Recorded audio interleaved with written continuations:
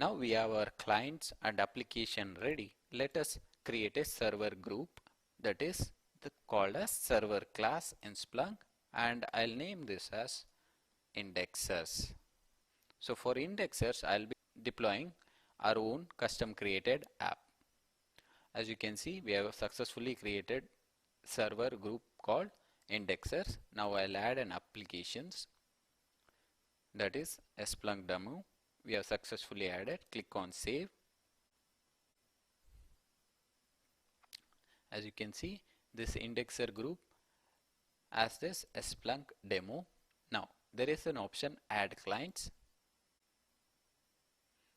So this option we can choose which client we can pick, and you can also whitelist based on host name, IP address or DNS, or even including your wildcards. We'll be adding based on host name,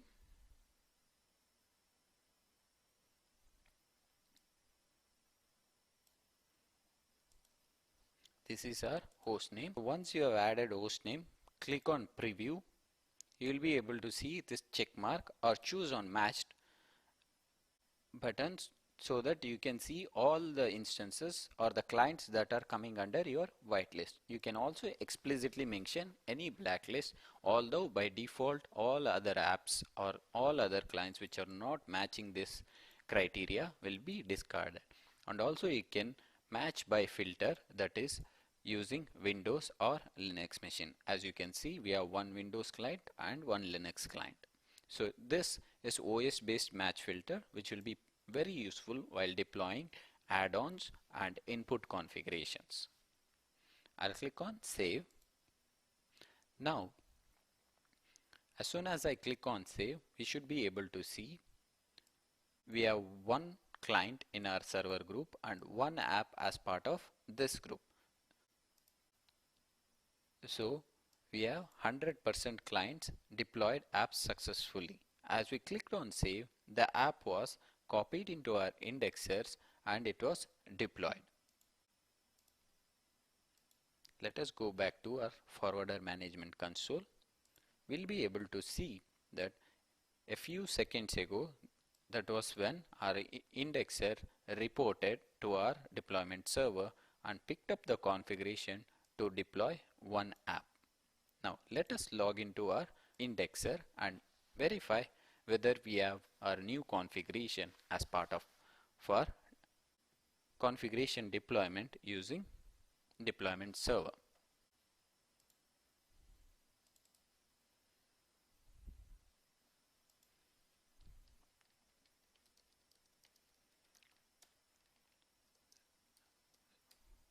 All the apps that are deployed using your deployment server will be under etc app of your client, but the server deployment server holds this under etc deployment apps. On the client it will be deployed under etc apps. As you can see, now we have our new splunk.com demo application deployed on our indexer. Now let us quickly log in and validate how it is.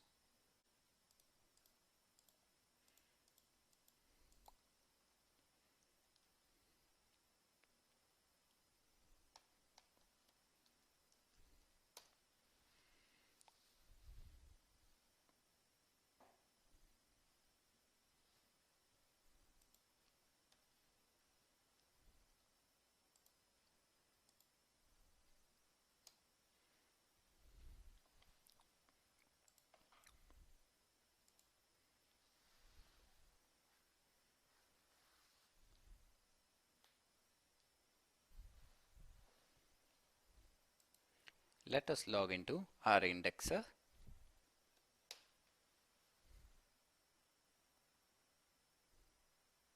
Splunk.com, that is our demo application, which was as part of our search ad, we have now successfully deployed without taking much of a SL, copying apps and reloading your Splunk instance or deploying the configuration.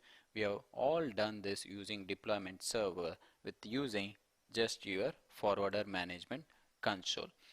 Always remember, when you have selected an application that which requires restarting of Splunk D, by default, when you deploy this application, your Splunk process on any server will be restarted.